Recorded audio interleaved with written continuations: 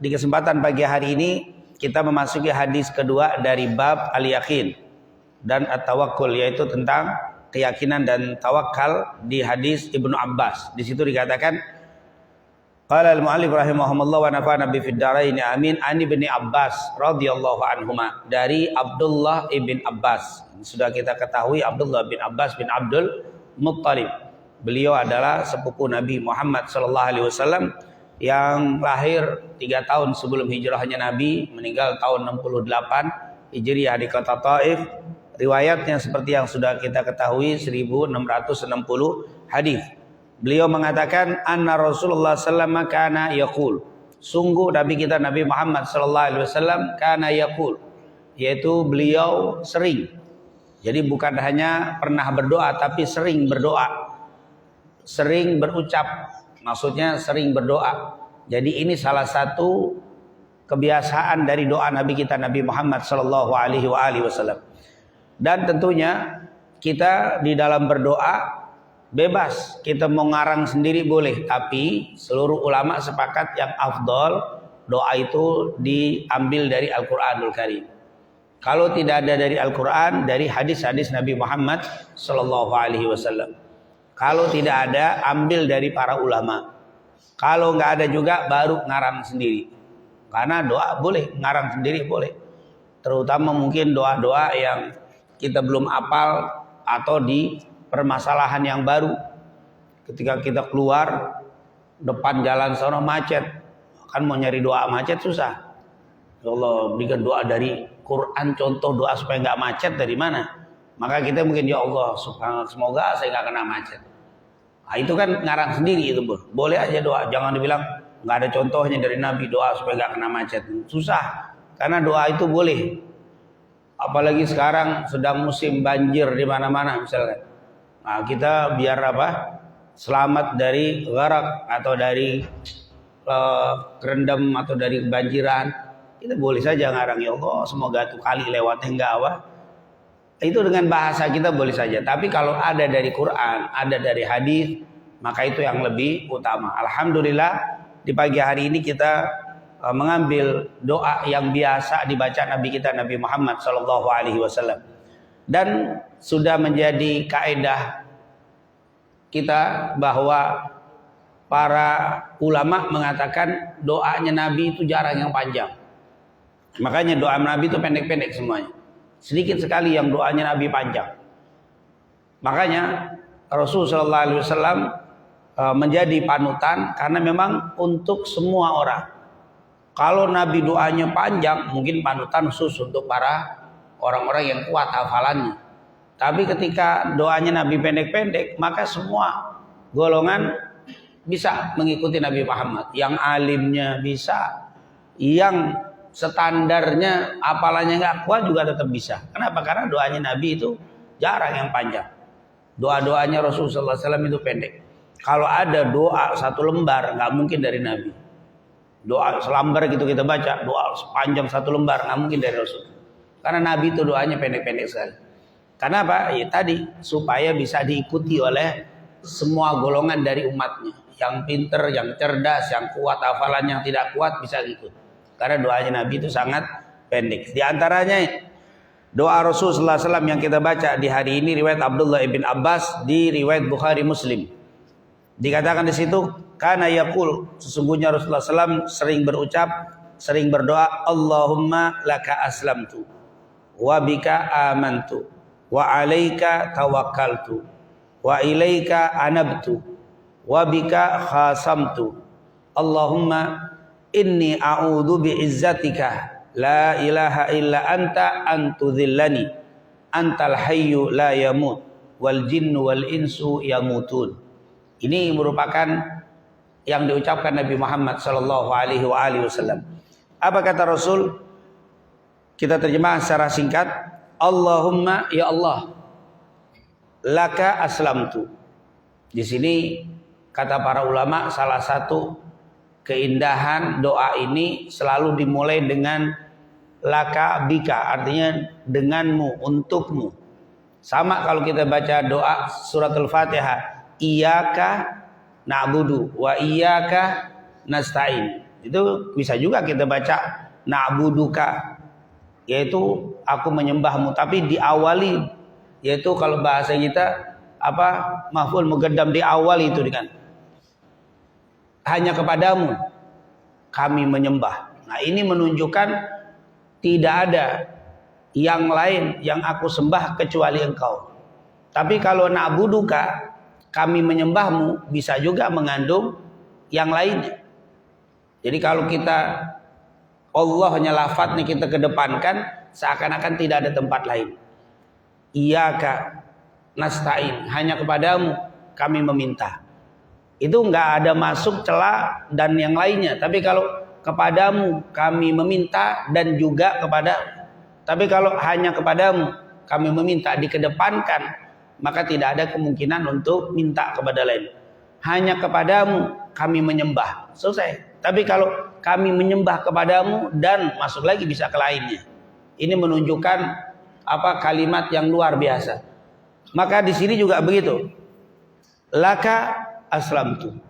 Kalau ini kalimat seakan-akan hanya untukmu kami aslamtu. Aslamtu dari kalimat istislam, yaitu pasrah, menyerah, mengambil semua yang kau perintahkan tanpa protes. Itu namanya istislam. Yaitu apa itu? Mengerjakan, melaksanakan semua perintah Allah. Melaksanakan, menjauhi semua larangannya. Itu istislam. Jadi laka aslamtu, ya Allah, hanya untukmu kami melaksanakan semua perintah-perintahmu. Semua yang kau wajibkan aku laksanakan. Semua yang kau larang aku jauhi. Laka aslamtu. Jadi semua aku berpasrah kepadamu dengan mengambil semua perintah-perintahmu. Makanya orang muslim itu adalah orang yang berpasrah diri untuk menerima semua yang diperintahkan Allah Subhanahu wa taala. Jadi kalau ada orang Islam tapi nggak sholat, itu kalimatnya nggak pas. Karena orang Islam itu orang yang berpasrah dengan menerima semua yang diperintahkan. Itu namanya orang Islam, muslim, muslimah. Makanya kalau ada yang bilang muslim tapi nggak sholat, makanya orang kampung rambutan nyebutnya muslim atau Islam KTP. Kenapa KTP-nya doang? Karena pada aslinya orang Islam itu melaksanakan semua perintah, semua larangan ditinggalin, itu namanya Islam. Jadi laka aslamtu, hanya untukmu aku berpasrah ya Allah. Wabika amantu, dan denganmu aku beriman. Wabika amantu, nah, hanya denganmu, ya, dengan kepada Allah aku beriman. Amantu, ini luar biasa kata para ulama. Semua dimulai dengan menyebut nama Allah lebih dulu. Laka aslamtu wabika amantu, dan hanya untukmu aku beriman ya Allah. Wa alaika, dan atasmu kepadamu ya Allah tawakkaltu, aku bertawakal, berpasrah. Terus wa ilaika anabtu, dan kepadamu anabtu, anaba at-taubah, arruju, anabtu atubu. Dikatakan wa ilaika anabtu, ya Allah hanya kepadamu aku bertaubat, aku kembali. Anaba yunibu itu raja'a yarji, kembali. Aku bertaubat hanya kepadamu ya Allah. Wabika khasamtu, dan denganmu khasamtu. Khasama itu biasanya ikhtalafa. Khasama itu ketika ada orang yang berselisih. Khasama fulan ma fulan, ikhtasama, yaitu bertengkar atau berbeda pendapat yang dua-duanya betul, merasa benar, akhirnya terjadi perselisihan. Itu namanya khasama. Wabika, dan denganmu khasamtu, aku berselisih. Maksudnya apa? Para ulama mengatakan bahwa aku bermusuhan atau aku bertentangan dengan fulan karenamu ya Allah. Aku tidak suka dengan orang yang tidak beriman kepadamu. Aku benci sama fulan yang maksiat. Aku tidak suka sama orang-orang yang memusuhimu. Semua aku lakukan itu hanya untukmu ya Allah. Artinya aku tidak suka kepada orang, tidak suka dengan perbuatan fulan karenamu. Jadi Apa yang aku lakukan semua hanya untukmu ya Allah. Bukan karena aku benci dengan fulan, aku tidak suka dengan fulan, tapi bukan. Aku tidak suka sama fulan karena mereka tidak beriman kepadamu, karena mereka bermaksiat kepadamu, karena mereka jadi permusuhanku, perbedaanku dengan fulan karenamu ya Allah. Wabika khasamtu. Ini yang diajarkan oleh Rasul sallallahu alaihi wasallam. Jangan sampai kita berselisih dengan fulan gara-gara pribadi, tapi gara-gara Allah. Kenapa Anda tidak suka sama fulan? Maksiat. Jadi yang saya tidak sukai bukan fulannya, tapi apa? Kemaksiatannya. Allah nggak suka dengan maksiat itu, maka saya nggak suka sama fulan. Nggak sukain sama maksiatnya. Wabika khasamtu. Itu kata para ulama. Makna wabika khasamtu, saya berselisih, saya berbeda, saya bertentangan dengan fulan karenamu ya Allah.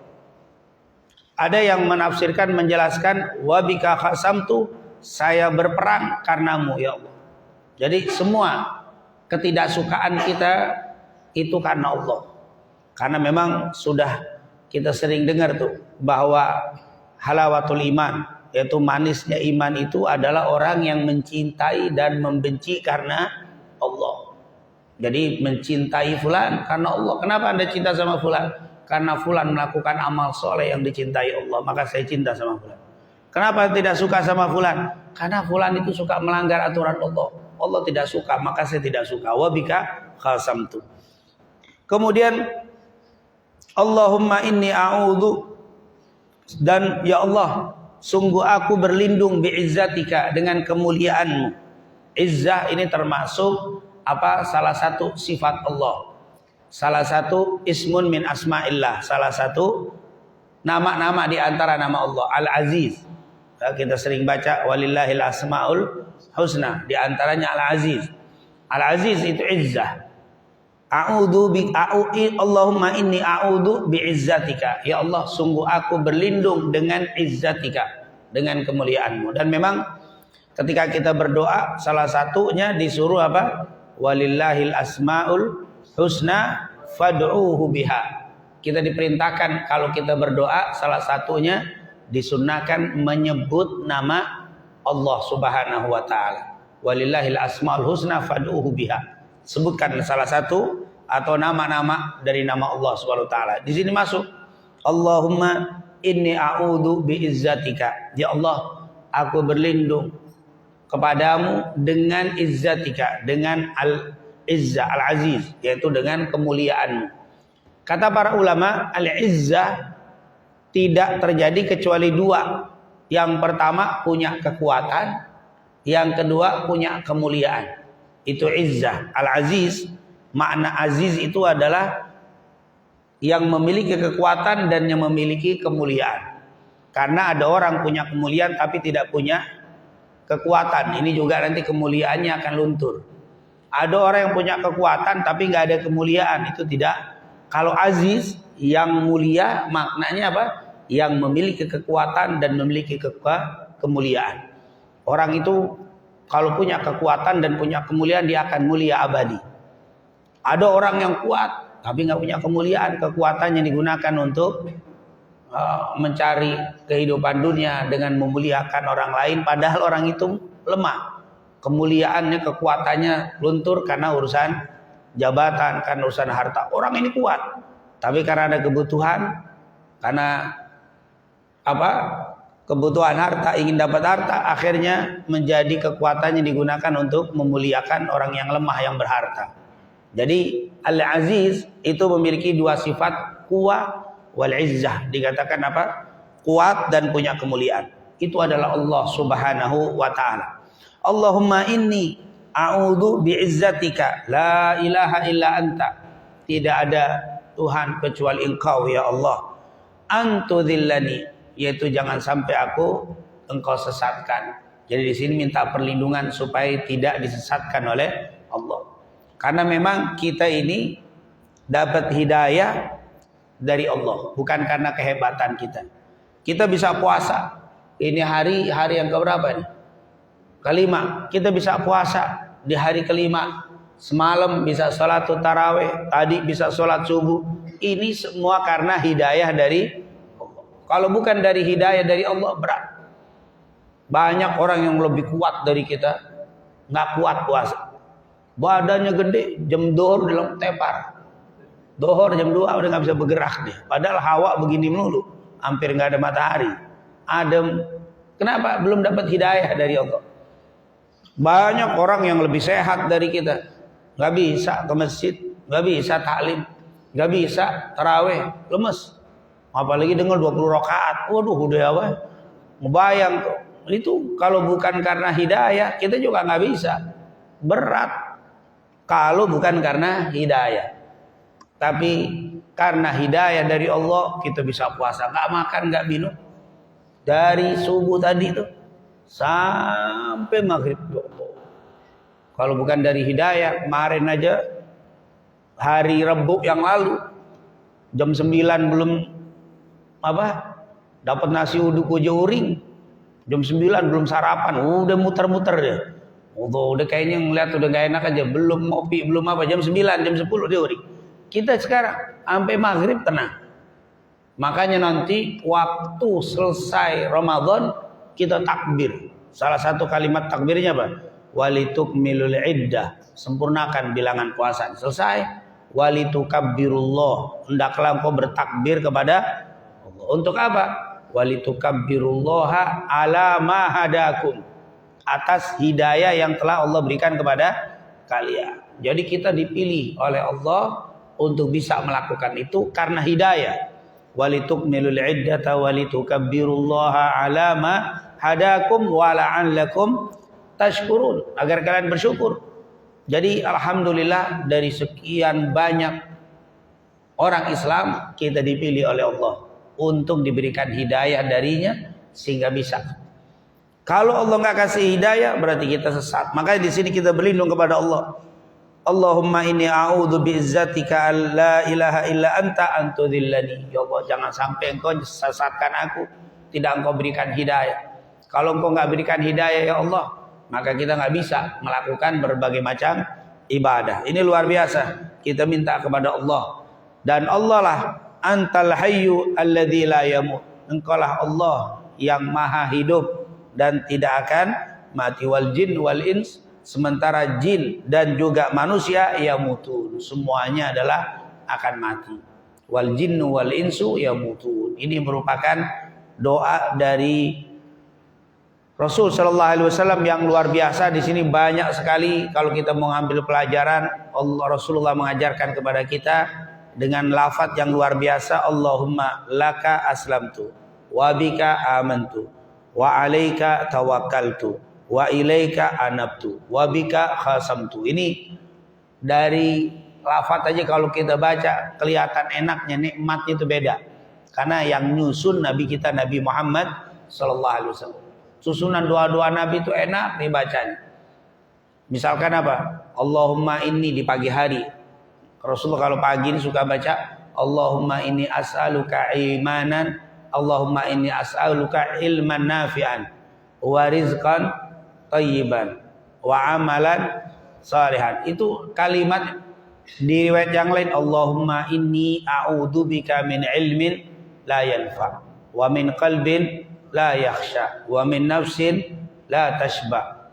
Itu wa min du'ain la yusma. Artinya lafaz-lafaznya itu enak karena memang yang nyusun langsung Nabi kita Nabi Muhammad sallallahu alaihi wasallam. Alhamdulillah, dan insyaallah semua doa yang dibaca oleh Nabi Allah berikan kepada kita semuanya. Semoga kita selalu dijadikan orang-orang yang muslim sejati yang dengan ikhlas menjalankan semua perintah-perintah Allah, dan semoga kita dijadikan orang-orang yang teguh kuat imannya, dan semoga kita dijadikan orang-orang yang bertawakal kepada Allah dan selalu bertaubat kembali meninggalkan semua kemaksiatan yang pernah kita lakukan. Dan insyaallah apa yang kita lakukan ini hanya karena Allah subhanahu wa ta'ala. Dan semoga kita semua dilindungi dari hal-hal yang membawa kita menjauh dari Allah subhanahu wa ta'ala, dan selalu diberikan keselamatan dunia wal akhirah. Amin amin ya rabbal alamin. Sebelum kita tutup, mungkin kalau ada yang bertanya. baik berkaitan dengan doa yang dibaca oleh Rasulullah SAW ini, atau dengan permasalahan-permasalahan yang ada baik di hadis atau di luar hadis ini, terutama bulan Ramadan. Sengaja saya berikan waktu ini karena di waktu subuh ini Masya Allah, soalnya baru sahur nih. Habis baru sahur masih pengaruh kenyang, jadi bawaannya apa? Ngantuk ini. Makanya mungkin kalau ada yang bertanya silakan. Fadhil. Bagaimana caranya kami bertawakal kepada Allah? Iya. Bagaimana kita cara bertawakal kepada Allah? Tentunya jangan sampai salah kata tawakal. Karena kalau salah tawakal akhirnya nanti jadi apa? Ini salah paham. Waktu itu ada orang sahabat Rasul Badui sholat bersama Nabi. Pas selesai sholat berjamaah keluar, ontanya nggak ada, kendaraan dia. Kemana engkau taruh onta? Ya Rasulullah, karena kita mau ibadah, mau sholat, masa si onta mau kabur. Jadi saya nggak pakai ikat ya Rasul. Saya masuk sholat aja. Pas keluar ontanya hilang. Apa kata Nabi? Iqil fatawakkal Allah. Iqil, ikat dulu baru apa? Tawakal. Jadi jangan mentang-mentang sholat subuh insyaallah aman lah, motor kuncinya ditempelin aja di sana. Insyaallah tawakal, masa hilang kan karena Allah saya sholat. Jadi enggak. Iqil apa? Kunci dulu. Kalau perlu setang, kalau perlu diapain semuanya, baru kita apa? Sholat tawakal itu namanya. Jadi itu makna tawakal. Begitu juga makna dari hadis Rasul sallallahu alaihi wasallam, "Lau annakum tawakkaltum 'alallahi la razaqakum kama yarzuqut tayr yaghdu khimasan wa taruhu bitana." Hadis Rasul sallallahu alaihi wasallam dari Umar bin Khattab. Rasul pernah bilang, "Lau annakum tawakkaltum 'alallahi haqqa tawakkuli." Seandainya kalian bertawakal kepada Allah dengan sebenar-benarnya tawakal, la razaqakum, pasti kalian akan diberikan rizki. Kama sebagaimana yurzaqut tair, sebagaimana dikasih rizki itu burung, yaghdu khimasan, yang pergi di pagi hari dalam keadaan lapar, wa yaru bitanan, dan pulang dalam keadaan apa? Kenyang. Itu adalah makna tawakal. Nah, ketika kita tawakal seperti yang sesuai dengan diajarkan Rasulullah SAW, yang pertama yaitu harus ikhtiar dulu. Ikhtiar. Burung itu tawakalnya Masya Allah. Pagi dia pergi, keluar di pagi hari dalam keadaan lapar, pulang dalam keadaan, yang berarti tawakal itu ikhtiar. Yang pertama. Yang kedua adalah meyakini semua rizki, semua perkara yang terjadi ini adalah telah ditakdirkan. Semua yang telah terjadi ini ada aturan dan ketetapan dari Allah Subhanahu wa ta'ala. Makanya burung itu waktu tidur di malam hari tenang.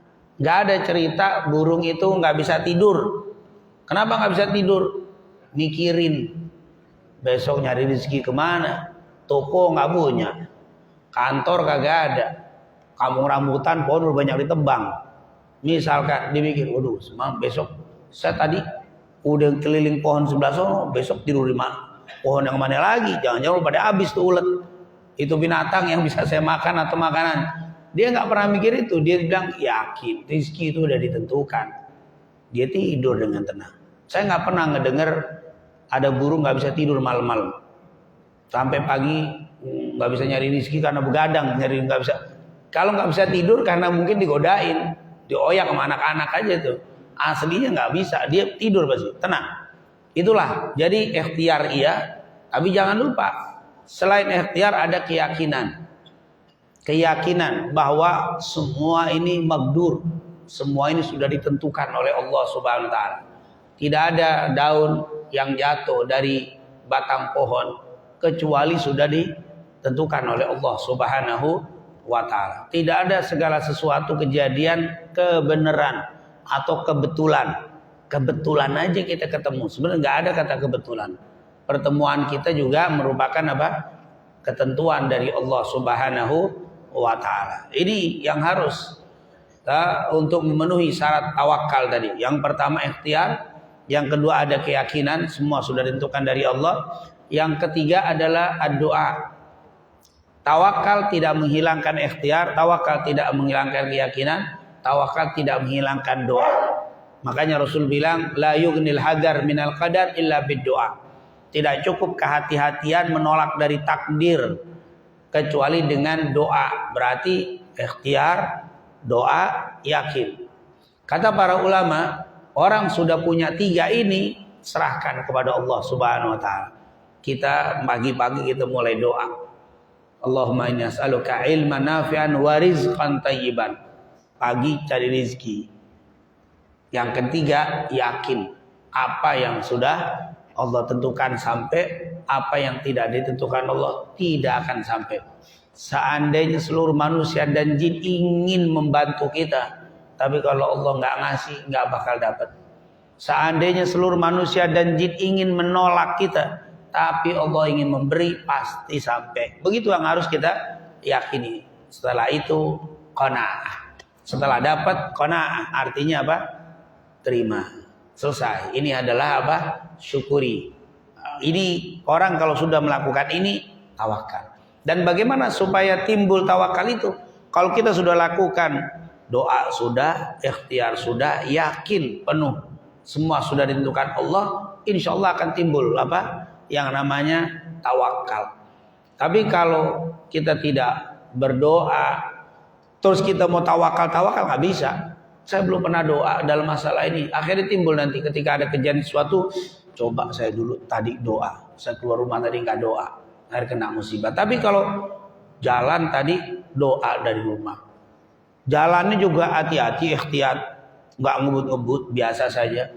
Terus kita kena juga, maka timbul keyakinan, oh ini memang sudah takdir dari Allah.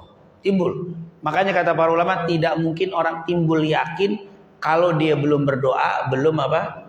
Ikhtiar. Dan tidak meyakini, tidak timbul meyakini semua sudah takdir dari Allah Subhanahu wa taala.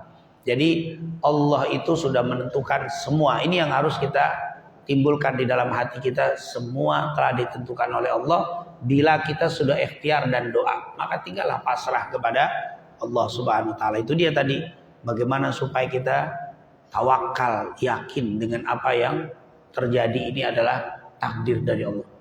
Berdoalah, berikhtiarlah, dan yakini kita sudah beriman ya. Waktu ditanya apa itu iman, antum minabillah wa malaikatihi wa kutubi wa rusuli wal yaumil akhir apa? Wabil qadari khairihi wa syarrih. Nah, ini yang harus kita yakini. Insyaallah dengan seperti itu timbul tawakal kita kepada Allah Subhanahu wa taala. Nah, yang susah itu orang pengen menimbulkan ketawakalan tapi dia tidak ikhtiar, dia tidak doa, sulit. Tapi kalau orang sudah ikhtiar, sudah doa, insya Allah itu akan tumbuh. Yaitu tawakal. Jangan sampai ada orang yang saudaranya waktu itu orang tuanya meninggal. Itu dia setiap ngelihat rumah sakit yang orang tuanya meninggal situ, dia enak, dia pegel, dia meyakini gara-gara dokter males apa? Oh, pelayanannya agak lambat, agak begini, akhirnya ibu saya, bapak saya meninggal gara-gara enggak, itu harus apa? Kita sudah ikhtiar, kita sudah berdoa, kita yakini semua takdir. Berapa banyak orang yang bukan hanya datang ke rumah sakit, didampingi para dokter yang ahli lewat juga. Jangankan begitu, dokter ahlinya juga lewat. Jangankan pasien, dokternya aja juga apa? Kalau gara-gara ikhtiar nggak terjadi apa-apa ya, yang panjang umur mungkin para dokter. Ternyata para dokter banyak yang apa? Lewat mati muda banyak. Justru yang bukan dokter tua-tua yang mati. Nah, jadi itu tidak jaminan karena memang semua sudah takdir. Jadi kematian bukan ditentukan oleh apa? Hebatnya perawatan dan seterusnya, karena ketakdir dari Allah Subhanahu. Tapi tetap harus ikhtiar. Jangan naik Monas lompat, kalau dia mati takdir enggak lompat, dia lewat juga. Karena mah harus ikhtiar dulu, makannya harus dijaga, kesehatannya dijaga, doa. Apa yang terjadi ini sudah takdir dari Allah Subhanahu wa taala. Insyaallah kita semua dijadikan orang-orang yang bertawakal. Maka di sini salah satu doanya yaitu untuk mengucapkan wa alaika tawakkaltu. Dan semoga kita semua dijadikan orang-orang yang bertawakal. Ini salah satu doanya. Ya, doa supaya dijadikan orang bertawakal. Coba dong. Mungkin ada yang baik, fadhil. Ya, silakan.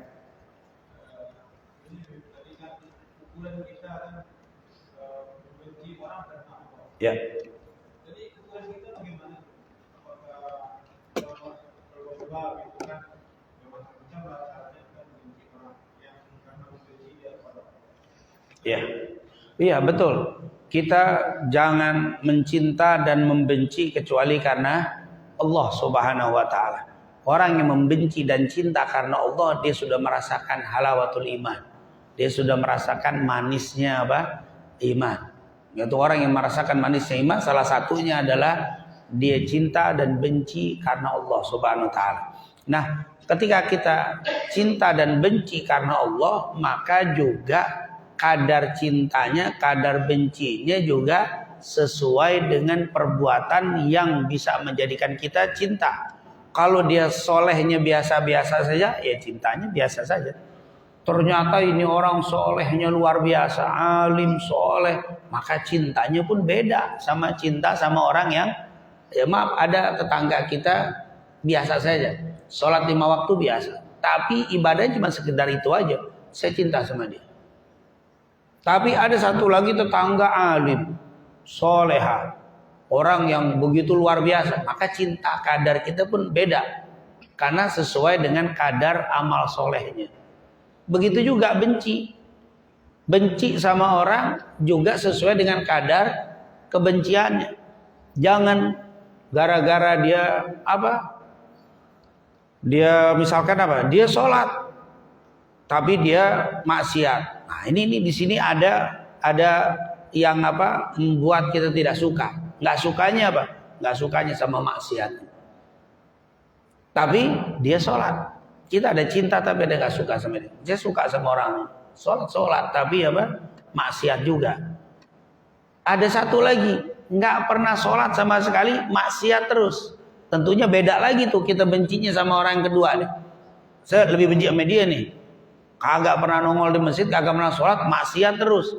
Tentu rasa benci beda dengan orang yang ini. Boleh tuh membenci seperti itu, boleh. Membencinya bukan orangnya, tapi membenci karena karena maksiatnya. Tidak suka. Dengan karena Allah tidak suka. Sebagai orang yang beriman itu menyukai apa yang disukai Allah, membenci apa yang dibenci Allah. Ketika dia melakukan zina, kita benci. Karena Allah benci sama orang zina. Kita juga benci sama dia. Tapi bencinya bukan orangnya, bencinya sama perbuatan zinanya. Ketika dia bertobat, Allah cinta, kita pun cinta sama dia. Innallaha yuhibbu at-tawwabin. Allah cinta kepada orang yang bertobat. Kalau dia bertobat, kita harus cinta. Seperti Allah mencintainya, kita harus mencintainya. Ada lagi, bukan zina sama perempuan, zina sesama. Apa namanya itu? LGBT gay. Kita benci. Kenapa? Lebih benci saya. Kenapa? Allah benci sekali dengan perbuatan itu. Nah, jadi kebencian kita, ketidaksukaan kita karena perbuatannya. Ini diingatkan oleh Abdullah bin Mas'ud. Jangan kau benci karena orangnya, karena itu adalah makhluknya Allah. Jangan kau benci karena makhluk, karena bentuk, karena sosoknya. Karena sosok itu ciptaan dari Allah. Tapi yang kita benci adalah kemaksiatannya. Kemaksiatan, ketidaksukaan. Kata benci itu maksudnya tidak suka ya. Kata benci itu bukan berarti bermusuhan, berantem, bukan, itu lain itu. Itu beda ya. Al-bughd wal adawah itu. Al-bughd itu benci, al-adawah permusuhan. Itu al-bughd yang kita nggak suka, benci, bukan ketidakridhaan, itu namanya beda ya dengan jangan saya bilang kalau ada orang yang maksiat kita benci langsung gitu pukulin, bukan, itu beda, itu kalimat itu bukan seperti itu. Maksudnya tidak suka kita sesuai dengan kadar kemaksiatan dia. Semakin besar maksiatnya, semakin tidak suka kita. Tapi kalau dia menghalangi untuk ibadah, kepada Allah. Dia memerangi umat, itu namanya permusuhan, perang, dan itu kita juga diperintahkan untuk melawannya. Intinya kebencian itu sekali lagi karena perbuatannya, ketidaksukaan kita karena perbuatannya. Jangan gara-gara pribadinya. Karena kadang maaf, kita nggak suka sama fulan, dia sudah taubat, tetap aja kita nggak suka. Ini yang salah. Bahkan ketika dia sudah bertobat, kita nyebut saja kemaksiatan sebelum dia bertobat tidak boleh. Dia sekarang baik, saya tahu dia baik, tapi dulu kan preman tuh orang. Dulu kan begini. Nah, ini tidak bagus. Ini nggak boleh. Kita tidak boleh menyebut-nyebut apa keburukan dia. Kalau kata orang sekarang rekam jejak apa itu? Wow, udah nyalonin RT. Padahal dulunya preman jahat, sekarang udah tobat, tetap aja jadi apa? Oh, nggak bisa itu rekam jejaknya jelek, zaman dulu begini. Sekarang udah taubat, nggak boleh. Kalau orang taubat sudah harus kita tutup. At-taib kamaladan balahu. Orang yang bertaubat seperti nggak punya dosa lagi. Orang yang sudah bertobat tidak boleh disebut, yaitu keburukannya. Dan ini termasuk permusuhan kita. Jangan sampai kita tidak menyukai orang padahal dia sudah taubat, tapi tetap saja kita tidak suka dan bahkan menyebut keburukan yang setelah dia bertaubat kepada Allah. Ini menunjukkan perbuatan yang tidak sesuai dengan yang diajarkan Nabi kita, Nabi Muhammad SAW. Bencilah, cintalah karena Allah. Istri kita cintai ketika dia taat kepada Allah, taat kepada Rasul. Tapi ketika dia bertentangan kepada Allah, melawan Rasul, tentunya beda lagi. Kita akan benci dan tidak akan suka kepadanya. Kenapa? Karena melakukan hal yang dilarang oleh Allah dan Rasulnya. Begitu juga kadang-kadang kita karena cinta maksiat, tidak maksiat masa bodoh. Karena apa? Istri saya nggak sholat, istri saya nggak ibadah, tapi karena cinta tetap dia cintai, tetap dia jaga. Ini yang menjadi masalah. Atau kita tidak cinta sama pribadinya, padahal soleh, soleha, tetap saja kita lepas. Padahal kita lihat orang itu ahli ibadah. Inilah yang kadang-kadang kita salah meletakkan cinta dan benci bukan karena Allah. Maka di situ dikatakan tadi wabika khasamtu. Harusnya cinta benci kita karena Allah Subhanahu wa taala. Insyaallah orang-orang yang ada sekitar kita, terutama keluarga kita, semuanya orang-orang yang dijadikan ahli ibadah semuanya. Amin ya rabbal alamin.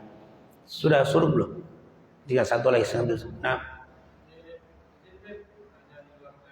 Ya.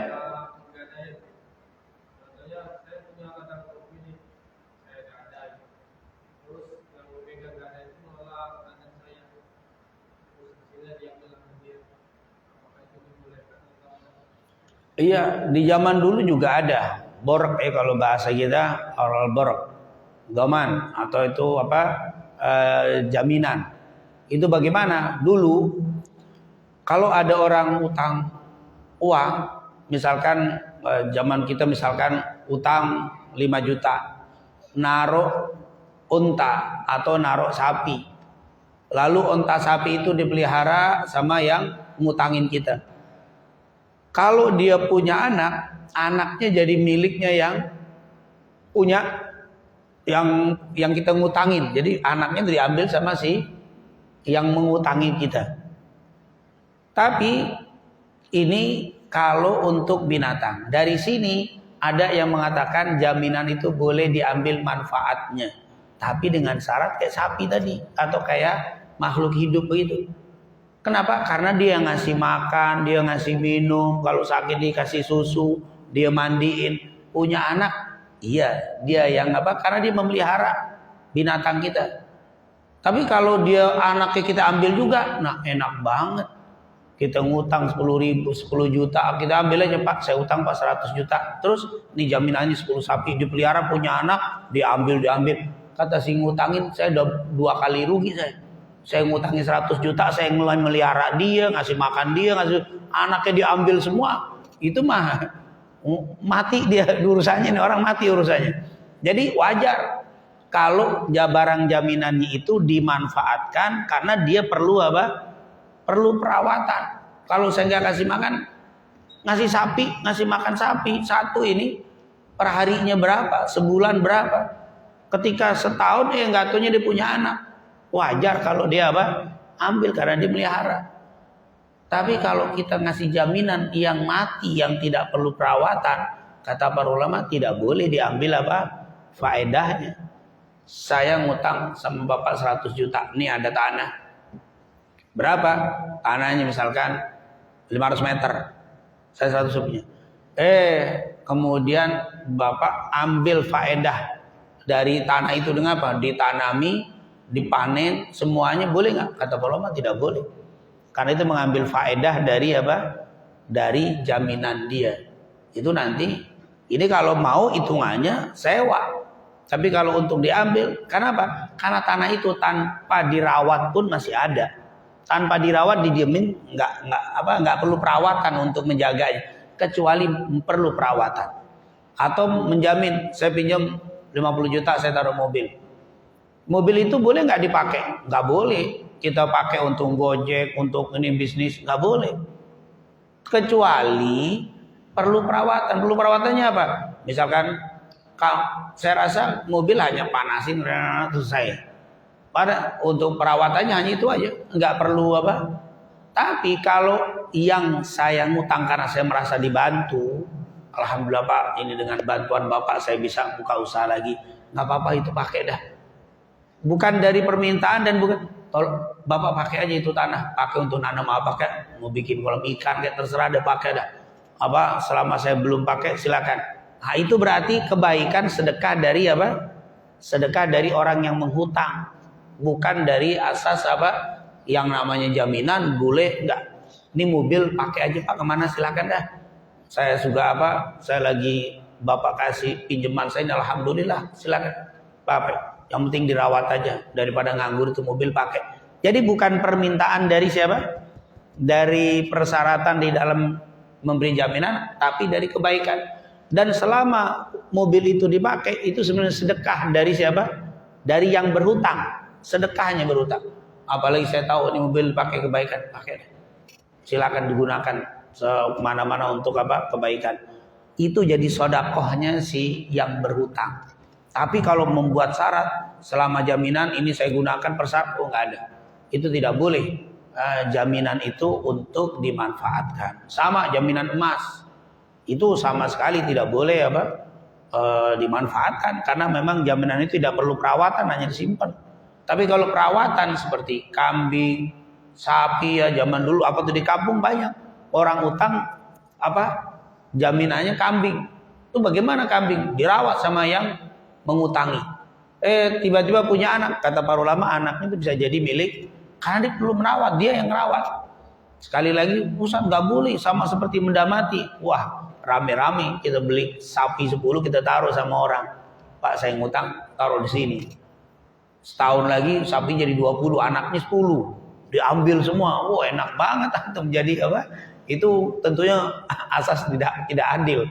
Ini akan menyusahkan orang yang menghutangi dan banyak faedah bagi yang berhutang. Ini tidak mungkin. Tapi kalau tidak perawatan, sekali lagi barang jaminan yang tidak perlu perawatan tidak boleh dimanfaatkan kecuali tadi dia yang ngasih, itu pun tidak diminta dan tidak ada persyaratan, hanya kebaikan dari yang dari kebaikan yang berhutang. Jadi justru di situ yang sedekah itu yang berhutang, bukan yang apa?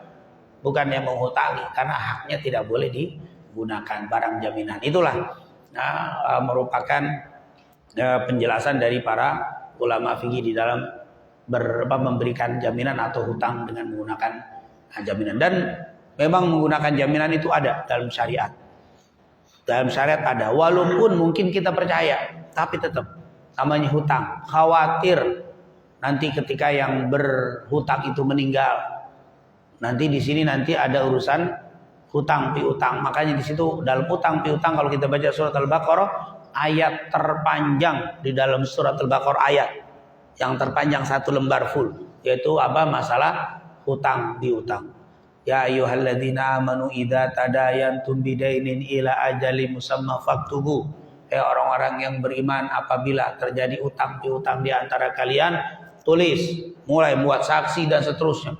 Itu ayat terpanjang dalam surat Al-Baqarah adalah ayat berkaitan hutang piutang. Salah satunya di sini diperbolehkan dalam hal memberikan jaminan. Tadi khawatir dia meninggal, anak ahli warisnya tidak tahu dan seterusnya. Maka di sini perlu adanya jaminan. Atau mungkin dia tidak jujur, dia lari.